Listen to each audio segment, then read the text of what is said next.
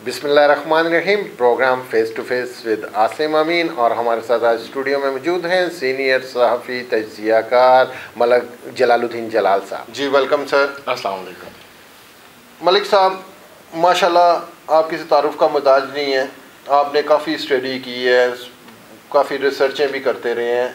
आप हमारे नाजरीन को इस प्लेटफॉर्म से लॉ 24 न्यूज़ की तरफ से क्या बताएंगे, क्या मैसेज देंगे कि बेसिक ये सारा कोरोना वाला खेल था क्या सर? देखिए जी, कोरोना को समझने के लिए सबसे पहले आपको कोरोना ही को समझना है कि ये क्या है। कोरोना बेसिकली जी ये रेस्पिरेटरी सिंड्रोम है जी। ये एक अपना आपके लंग्स की बीमारी है, ठीक है, जो बिगड़ जाती है। ये वुहान से शुरू हुई, फिर मिडल ईस्ट भी हुई, सारस भी हुआ, COVD-2 भी हुआ, ये काफ़ी इसके नाम है। और हर दफ़ा ये इसके ऊपर रिसर्च होते होते ये लेबॉर्टरी से एस्केप कर जाती है। इस पे R&D पे इतना काम किया जाता है, पैसा खर्च किया जाता है, फंड्स लगाए जाते हैं, लेकिन ये फिर एकदम एस्केप कर जाता है वायरस, और वहीं ये सारा रिसर्च रुक जाती है। ये साइंटिस्ट की बड़ी मेहरबानी है कि इस दफ़ा उन्होंने इसके ऊपर वो पूरा वो दिया। साथ ही जी मलिक साहब, मैं आपकी बात को काटता चलता हूँ यहाँ। देखें, आपने साइंटिस्ट की बात की है, तो आज बहुत सारे USA के, चाइना के या अदर जो यूरोपियन यूनियन के साइंटिस्ट ये कहते हैं कि ये कोरोना का कोई वजूद है ही नहीं था। ये भी बातें सामने आ रही हैं। नहीं जी, कोरोना का वजूद नहीं, corona basically it's a virus. Virus का वजूद तो है ना जी। ये जी कोरोना वायरस जो है ये सिंगल सेल डिफ्यूजन होता है। ये एक सिंगल सेल होता है जिसका मियोसिस होता है, मिटोसिस होता है, वो 3-4 टर्म्स हैं। उसके ये डिफ्यूज करता है एक सिंगल से। जब तक आप इसका स्पोर नहीं मारेंगे ना, स्पोर जो होता है उसकी जो अपना जड़ जो होती है वो नहीं मारेंगे, ये खत्म नहीं होगा, ये कभी खत्म नहीं होगा। तो सर साइंटिस्ट गलत नहीं है, साइंटिस्ट ठीक है, लेकिन उनकी अवेयरनेस प्रोग्राम आया क्योंकि पीछे ये काफी तबाही कर चुका है जी। वुहान में, चाइना में, मिडिल ईस्ट में बड़े लोग मरे हैं जी। क्या आप श्योर हैं जी कि ये कोरोना ही था? ये कोरोना नहीं था जी, वो उसके नाम और हैं। इसके अलावा आसिम साहब, इसके अलावा और भी बहुत ज्यादा वायरसेस हैं। This is my point sir, कि इसके पीछे खेल कुछ और है। जो फिल्म दिखाई गई है वो कोरोना के नाम से दिखाई जा रही है। अच्छा, अब वो जो आप बात कर रहे हैं जिस कंसेप्ट में, उसमें दो बातें सामने आएंगी जी। एक तो जी बायोलॉजिकल वेपन वाली बात कि अगर पीछे बायोलॉजिकल वेपन यूज किया गया है, उसके अंदर एक रेस है, एक बहुत बड़ी रेस है, चाइना है, जर्मनी है, फिर उसके बाद नॉर्थ कोरिया है, अमेरिका बजाते खुद है, और काफ़ी और ममालिक भी अपनी सुप्रीमेसी दिखाने के न्यूक्लियर एटॉमिक से वो आगे चले गए हैं, बायोलॉजिकल वॉर की तरफ चले गए। वो समझने के लिए आपको ये यहाँ पे ये बात देखना ज़रूरी है कि फिर ये बायोलॉजिकल कोई गैस टाइप चीज़ यूज़ हो रही है जी। उसके अंदर सारन गैस भी हो सकती है, हाइड्रोजन साइनाइड भी हो सकती है। आप उनके सारे प्रिकॉशंस पढ़ें, उनकी सारी डेंजर्स पढ़ें, तो वो सेम कोरोना वाले हैं। इसका मतलब ये प्री प्लानिंग सारी गेम की गई सर? प्री प्लानिंग तो नहीं जी, ये हाँ एक रुख कह भी सकते हैं प्री प्लानिंग, ये कि दो मुल्कों की आपस में कोई फाइट है, उन्होंने अब अपने आप को सुपर पावर मनवाना है बायोलॉजिकल वेपन के थ्रू, कि हम इस तरह सुपीरियर हो रहे हैं। तो उसके लिए वो आपस में उनकी एक हो सकती है, जिससे कि सारी आपका खित्ता जो पूरे का पूरा खित्ता है वो इफेक्ट होगा, वहाँ होगी और सारे इफेक्ट होंगे और हो रहे हैं। पूरी दुनिया इस कोरोना की वजह से परेशान भी रही, मुल्क लॉकडाउन भी रहा, सारा कुछ रहा। क्या आप देखते हैं, आपने बहुत सारी स्टडी की है इन 1.5-2 माह में, पाकिस्तान को फ़ायदा हुआ, नुकसान हुआ सर? पाकिस्तान बेसिकली जी बात यह है कि पाकिस्तान अभी एक थर्ड वर्ल्ड कंट्री में आता है, ठीक है जी।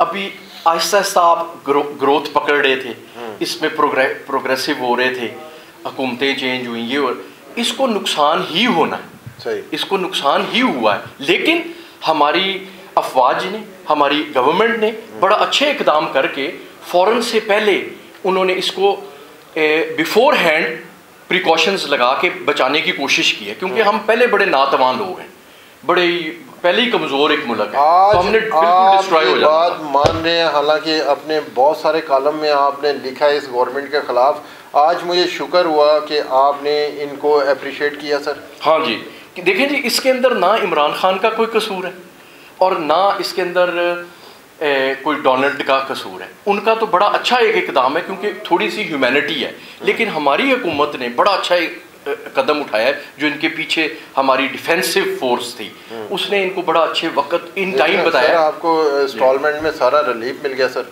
हाँ जी, अल्लाह करे जी वो रिलीफ हमारा आगे तक चले। वो रिलीफ जो है ये बड़ा अच्छा टाइम है जी रिलीफ को कैश करने का, बहुत अच्छा टाइम है। अच्छा सर, एक हुकूमत का बहुत अच्छा एक इक़्तिदाम के मंडे को सारा लॉकडाउन वो ख़त्म करने जा रहे हैं, कोई SOPs के मुताबिक मार्केटें खुलेंगी, ये अच्छा फैसला है सर? हाँ, अभी आप समझते हैं कि लॉकडाउन को आगे चलना चाहिए था? देखिए जी, जब लॉकडाउन की बात आती है पहले हमें लॉकडाउन को समझना पड़ेगा।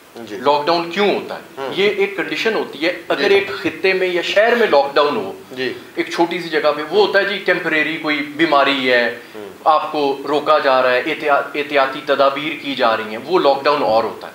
ये लॉकडाउन है जी world over 199 countries, near about 205 countries around the globe. ये जब पूरे दुनिया की बात आती है फिर कोई सच्चाई होती है बात में, क्योंकि लोग पागल नहीं है। लॉकडाउन को समझने के लिए आपने क्यों लगता है जी लॉकडाउन? पैंडेमिक में लगता है, जब एक पूरी दुनिया वर्ल्ड, पैंडेमिक क्या होता है? पूरी दुनिया और आपका ओशंस, अटलांटिक ओशंस भी क्रॉस कर रहा है वायरस, ये तब लगता है जी। एक चीज ये समझ, फिर ये वर्ल्ड ऑर्डर जब चेंज होना होता है, एक सुपर पावर अपने आप को डिक्लेयर करती है, मनवाती है, उनकी पावर्स आपस में क्लैश हो रही हैं कि मैं ज्यादा सुपीरियर हूँ, वो कहता है मैं ज्यादा सुपीरियर हूँ, वो कहता है इसको रोको अब वायरस को, वो वायरस मल्टीप्लाई। अब लॉकडाउन जी, कर्फ्यू में भी लॉकडाउन होता है, ये न्यू वर्ल्ड ऑर्डर में भी होता है और डिजीजेस में भी होता है, जब भी वर्ल्ड ओवर कोई चीज हो। अब लॉकडाउन हो गया। मेरा सवाल आपसे ये है, क्या ये हुकूमत पाकिस्तान का अच्छा फैसला है कि इस लॉकडाउन को ख़त्म करने जा रहे हैं? ये जी उनका बहुत ही सेंसिटिव फैसला है और बहुत अक्लमंद फैसला है कि लॉकडाउन को अगर वो ख़त्म नहीं करते, आपका जो मिडिल क्लास सफ़ेद पोश तबका है वो तबाह हो रहा है। देखें जी, ऊबर चला रहे हैं लोग, मजदूर वाला सुबह जा रहा है, उसकी रोज़ी लगी हुई है, वो 2-4 हज़ार रुपया, 500,000 रुपया भी वो घर लेके जाता था बाइज्जत तरीके से, वो उसे हाथ आगे मांगना नहीं पड़ता था, वो एक इज्जतदार था, वो खुददारी थी इस खित्ते के अंदर ना जी। तो वो जो है ना, उन्होंने थोड़ा थोड़ा खोल के ये अच्छा किया है ताकि लोगों का कारोबार चले, 5 बजे तक ही चले जी, 5 बजे तक चले, लोग कुछ ना कुछ कामों में एक्टिव हो जाएंगे, उनका रोजगार चल जाएगा। ये बहुत अच्छा फैसला किया। और सबसे बड़ी बात है, जब डिजीज की बात आए तो फिर जी आपको हेल्दी एक्टिविटीज खोलनी चाहिए। हेल्दी एक्टिविटीज ये हैं कि लोग स्पोर्ट्स में, ग्राउंड्स में आए, कार्बन डाइऑक्साइड से पहले पार्क में शुरू में सुबह आप सुबह नमाज से लेके शाम 5 बजे तक, उस वक्त तक पार्क्स भी खोलें ताकि लोग मूव करें। इसमें एक्टिव होना बड़ा जरूरी है। जितना आप अंदर हो जाएंगे, आप बंद हो जाएंगे, आपके अंदर और ज्यादा बीमारियां, और आप पहले ही बीमार मुल्क, आपके बच्चे, आपके लोग बिलो एवरेज गुर्बत से, सफेद पोश तबका जो किसी के आगे हाथ नहीं कर, वो बहुत तंग है जी। जी मलिक साहब, देखें बहुत सारी हमारे उलमा हजरात ये कहते हैं कि ये सारी चीज़ें जो एक हदीसें पूरी हो रही हैं, एक कुरान और सुन्नत में जो लिखा गया है उसके मुताबिक टाइम आ रहा है, क्या इसमें कितनी हकीकत है सर? देखिए जी, जो कुर्बे क़यामत की निशानी है उनमें से ये एक बहुत बड़ी निशानी भी जाहिर होने, ये वबा ये एक वक्त आया है कि बहुत बड़ी निशानी जो है वो जाहिर हो रही है, पूरी दुनिया अफेक्ट हो रही है जी। उन्होंने इसको उससे मुंसलिक किया। जो अथेंटिक हदीस थी, जो बिल्कुल मुत्तफ़क़ अलैह और जो बिल्कुल मुस्तनद हदीसें थी, उनके मुताबिक ये बात बिल्कुल ठीक है। और उस वक्त के अंदर हम ये तो कह देते हैं कि ये क़यामत की निशानी है। हज़ूर अकरम सल्लल्लाहु अलैहि वसल्लम ने साथ ये भी बताया होगा आपने कि इसमें तदाबीर क्या करनी है। इसमें जी आप ज़्यादा से ज़्यादा नमाज की तरफ रुजू करें, इस्तग़फ़ार पढ़ें, और सबसे बड़ी बात है अल्लाह पाक ने फरमाया जो मोमिन है, सूरह असरा आप उठा के देखें, उसमें अल्लाह ताला ने फरमाया हजाबन मस्तूरा, कि मोमिनों पे से मैं पहले ही, उन मोमिनों के ऊपर मैं पहले ही हजाब डाल दूंगा। बीमारी और क़यामत की निशानियां जो हैं उनके दरमियान और लोगों के दरमियान एक हजाब डल जाएगा। जी नाज़रीन, सुना आपने हमारे सीनियर सहाफ़ी तजज़ियाकार मलिक जलालुद्दीन जलाल साहब की गुफ्तगू। उनका कहना था कि गवर्नमेंट के ये जो इक़्तिदाम है लॉकडाउन में नरमी लाने का या स्मार्ट लॉकडाउन का, तो बहुत अच्छा फ़ैसला है और पाकिस्तान ने बहुत अच्छे तरीके से सारी चीज़ों को संभाला। मज़ीद प्रोग्राम देखने के लिए हमारा चैनल लाइक करें, शेयर करें, सब्सक्राइब करें। कल तक के लिए इजाज़त दीजिए। अल्लाह निगहबान।